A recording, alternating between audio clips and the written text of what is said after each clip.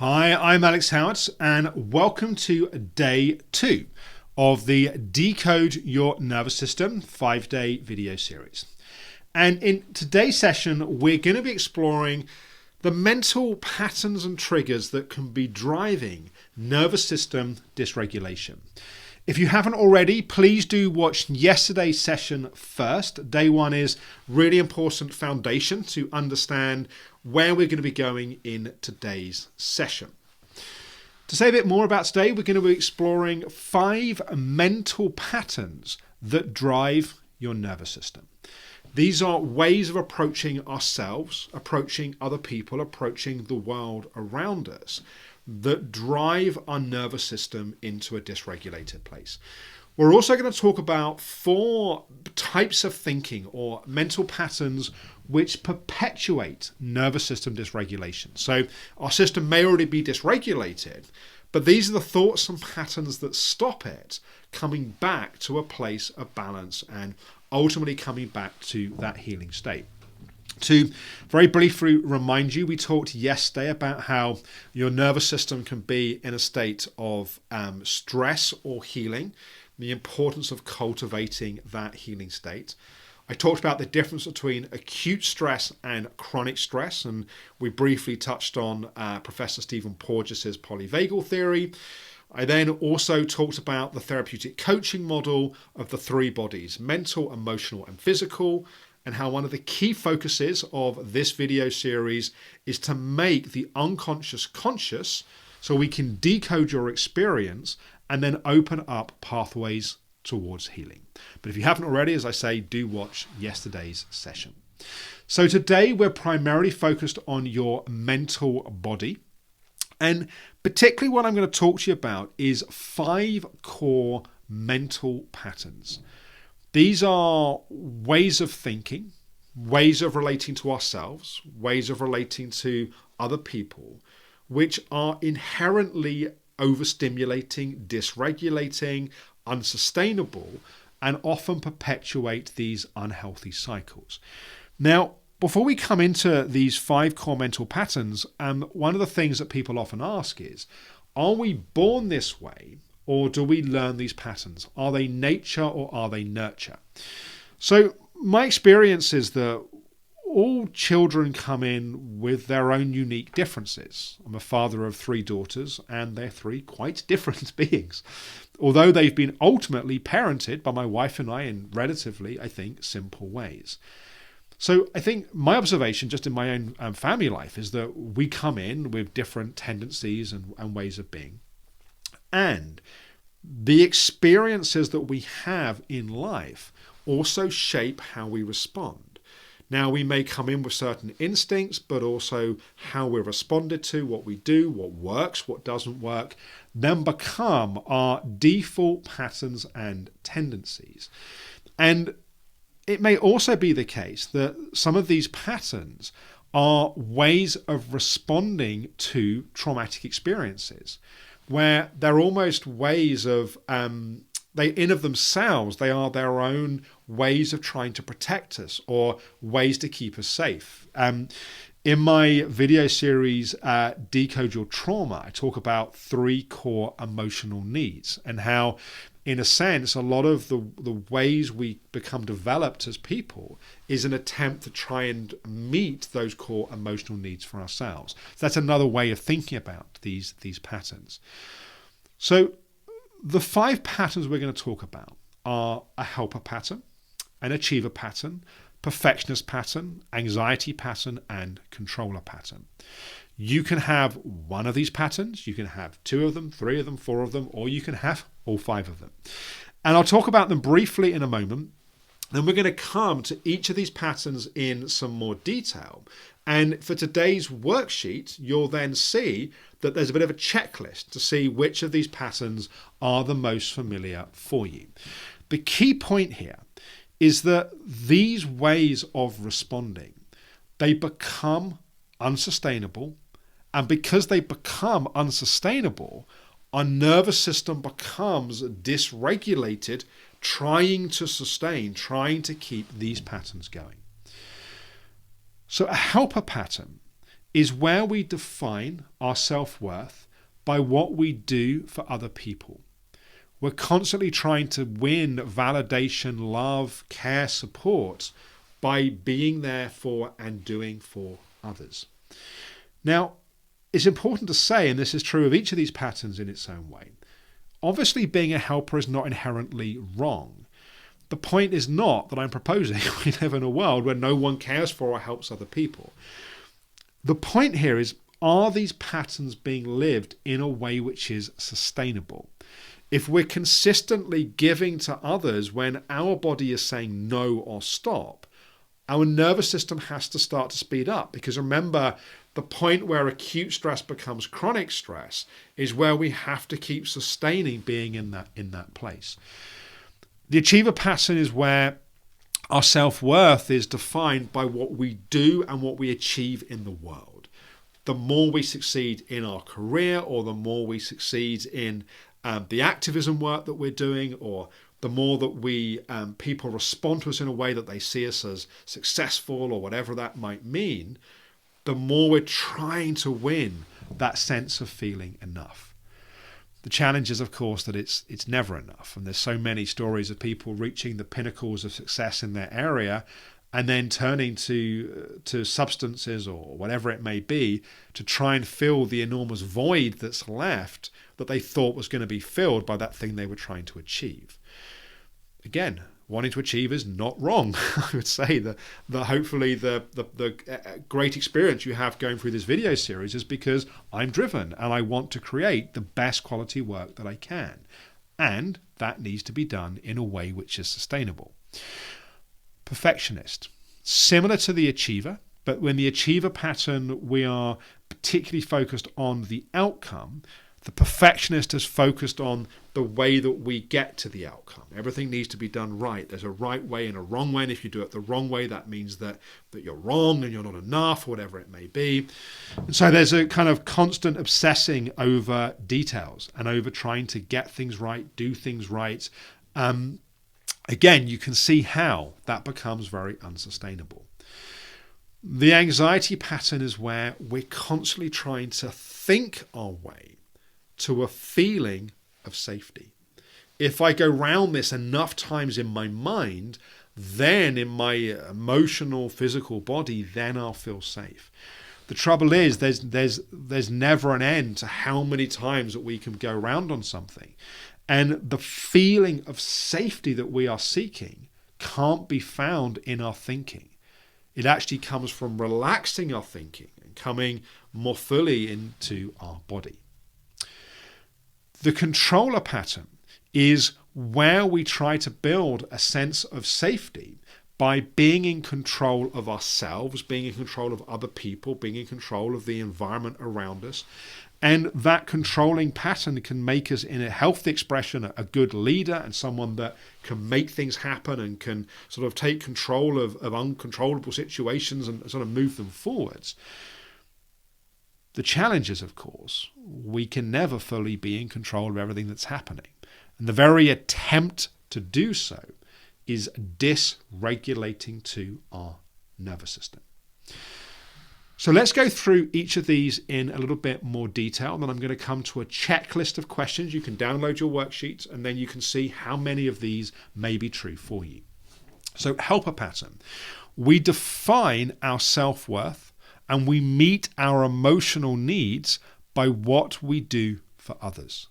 We're basically trying to give to others what deep down we're hoping we're going to get back for ourselves. We can often lose contact with what we really want, instead being drawn towards other people's goals and outcomes. And so sometimes it's challenging in a pattern like this to really even know what's important to us, to know what we want, because we're so consumed by trying to help everyone else get what they want. Others' needs ultimately seem more important than our own. We're often a great number two, like in a team or being an assistant or a carer or a helper of someone, but we can struggle to know our own voice. As I say, we are giving to others what deep down we hope they will give for us. So the checklist that's in your worksheet I want you to go through is you can put a tick by the ones which seem true to you. So how many of the statements are true for you? I tend to spend most of my time involved with helping other people. I tend to put other people's needs above my own. I feel out of touch with my own needs. I feel like I must please others or win them over all of the time. I tend to have people become dependent upon me. I mainly get my sense of self-worth by helping other people. So mark up on your worksheet. This is not about right and wrong judgment. It's about understanding. It's about decoding what's happening in our experience. So the second of our patterns is the achiever pattern.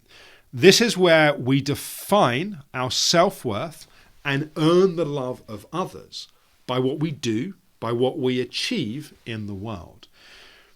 We often drive ourselves beyond our own limits in the pursuit of the goals we have set. Our body says no, our achiever pattern says keep going. Our body says I need to rest or I need to find space. Our deadline that we need to meet is more important. In a sense, really what we're doing is we're treating our body like a machine. So we lose touch with our emotional world because we're too consumed by what we're trying to achieve in the outside world. And it's a sort of endless path of, because it's not that we may not achieve things, but when we achieve them, it's just not what we thought, and we're on to the next thing. It's worth saying that this pattern, yes, there's a kind of more cliched, obvious way of money, status, job titles, and so on. But there can be atypical expressions of this pattern. This can be someone who is driven towards trying to change the world in an activist type way, but they're doing it to the constant detriment of their own health and well-being. In fact, they may be raging against organizations which are polluting in ways that are unsustainable for the environment.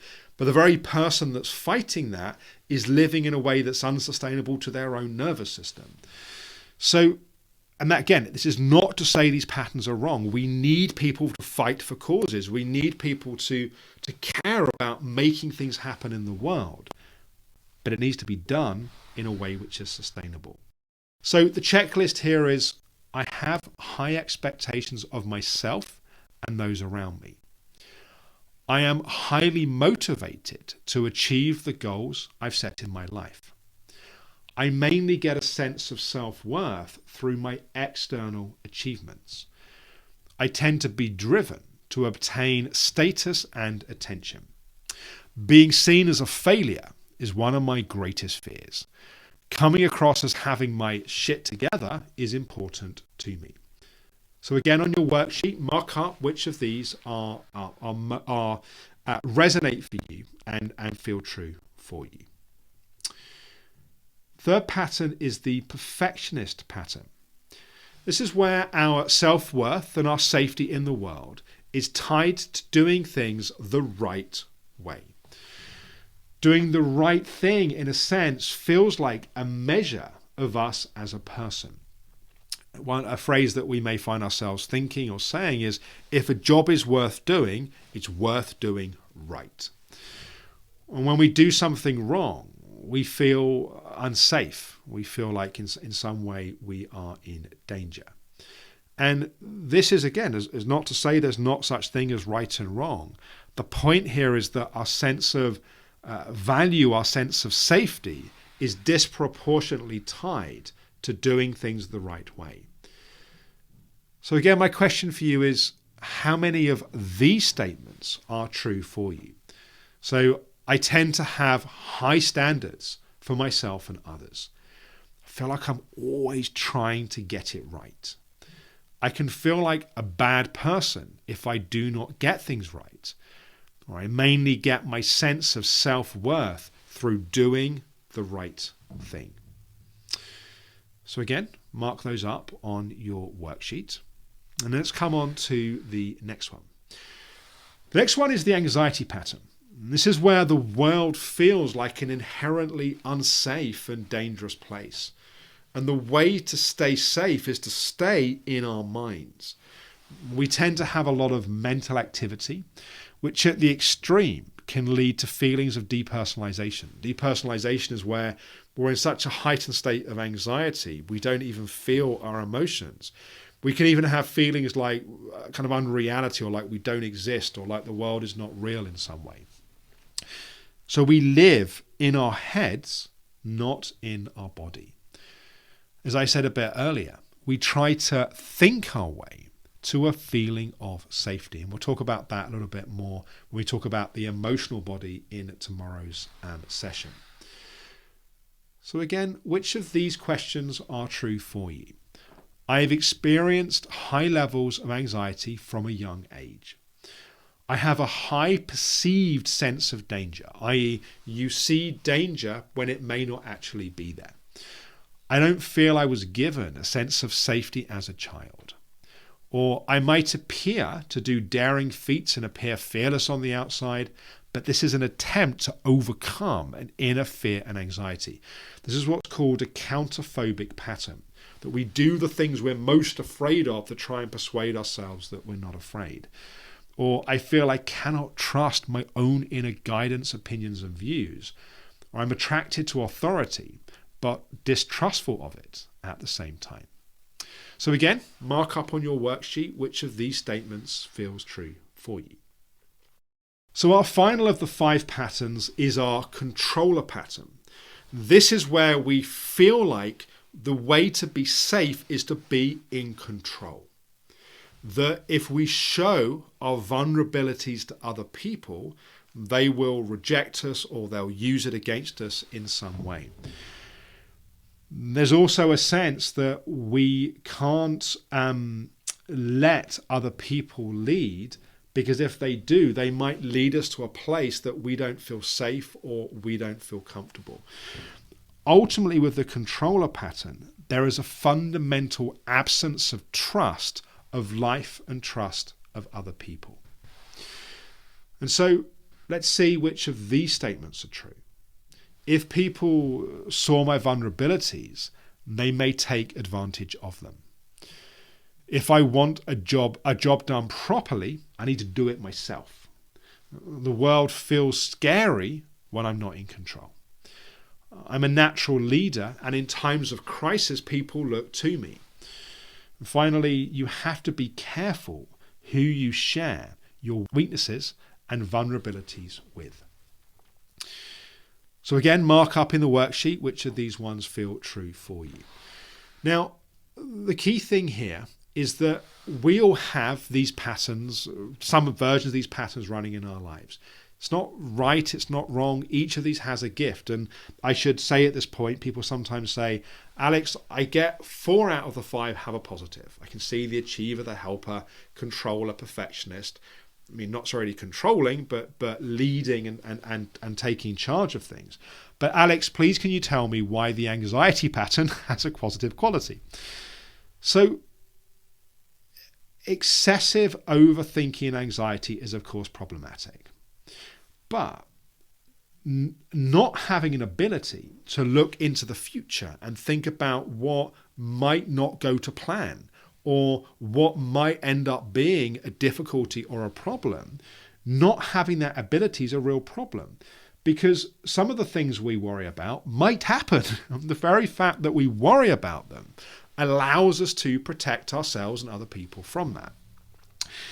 People that have anxiety patterns, I find, are very good in risk assessments. When we have our quarterly risk meetings at work, we all enjoy the fact that we get to allow our anxiety patterns to have a little bit of free rein. So as with all of these, there's a positive, but the issue is when these patterns have disproportionate unhealthy momentum, or when they're lived in a way which is unsustainable. So the key thing here is, until we work on these underlying patterns, these mental patterns of how we've learned to be, the source of the stress of our nervous system is still there.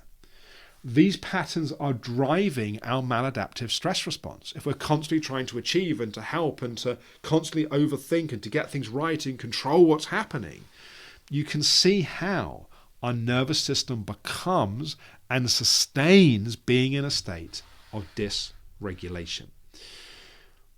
I want to add in here is a little bit of an extra piece. 4 patterns which also perpetuate this. A way of thinking about this is that the 5 patterns we just talked about are like personality traits, patterns, tendencies. What I want to talk about briefly now are like ways of thinking, like they're styles of engaging that in of themselves can be problematic. The first is what I call mental tennis. This is when you need to make a decision about something or you need to kind of make sense of something and you find yourself going back and forth in your mind. It's like a game of tennis where the ball just keeps going back and forth over the net. It's like, should I approach this person about this thing that I need to share with them they might be triggered by? And with all the reasons we should, then we shouldn't. And what if this happens and what if that happens? And so we're constantly negating, negotiating, fighting with ourselves. And guess what? Dysregulates our nervous system. Any of the 5 patterns we talked about, perfectionist, achiever, helper, can play a game of mental tennis, which is true for all of these patterns. The second is snowball thinking, or catastrophizing as it's called in some psychological models, where we take something small, like let's say, for example, we miss a deadline at work. But as we miss the deadline, we then go, but I'm going to lose my job. And if I lose my job, I won't be able to pay the mortgage. And then we'll lose the house. And then the kids won't have anywhere to live. And then my partner's going to leave me. And we find ourselves like a snowball, rolling down a mountain, gathering more and more snow, getting bigger and bigger as it goes. That small anxieties lead to medium anxieties, lead to catastrophic anxieties. Mind blending is when our mind is just going too quickly. We're going round and round and round, and you could put anything in that blender, anything in that spinning mind, and it's going to get turned into mush. And so learning to calm down our mind becomes really important. Learning to train it to be in a calmer, more grounded place. And the 4th of these patterns is what I call Windows X. I used to call this, working with fatigue conditions, Windows ME. Back in the early 2000s, there was Windows Millennium Edition. This was around the time that we launched the Optimum Health Clinic. And the funny thing about Windows Millennium Edition is it used to crash all of the time. It didn't like having lots of programs open. And the point here is that Windows is an operating system for a computer. Just like I'm using a Mac here. Mac is on the different versions of the Mac operating software. And the software is the program through which everything else is run. It's like the way that we see things. So if we have a pattern of like Windows ME, where everything is through the lens of our symptoms, we get invited to a wedding. Will I be able to go? Will I crash? Will I feel worse? What if this happens? What if that happens? Or we're through the window of that we're only loved for what we do and what we achieve. Everything becomes about having to do and to achieve things. And so it's lenses through which we see our lives, like operating systems in computers, which perpetuate problematic and unhealthy ways of thinking and of being. So again, you can have a look on your worksheet and you can just tick off, I think we all do all of these some of the times, but maybe tick off some of what you notice here as well. So my hope with today's session is to give you more awareness of the different mental patterns that may be driving your nervous system dysregulation. In tomorrow's session, we're going to talk about your emotional body. We're particularly going to talk about the ways that we learn to not feel our feelings and emotions. Now, there's an interesting relationship between our mental and emotional body. When our emotions become too much, or when we're trying to disconnect from our emotions, we go to our mind. It's like the place we go to escape what's happening in our feelings. And then we use the patterns I just described as a way to get away from what we're feeling. So as we calm those mental patterns a bit, we can get a bit closer to what we feel, but then we start to get in touch with the ways that we defend. And that's what we're going to talk about in tomorrow's session. The safety loop, the ways that we try to get away from feelings, and the 6 emotional defenses. If you can understand those defenses, as we've already said, if you can see it, you don't have to be it. If you can have the awareness of those defenses, that can allow you to start to create some change. So I look forward to talking with you in tomorrow's session.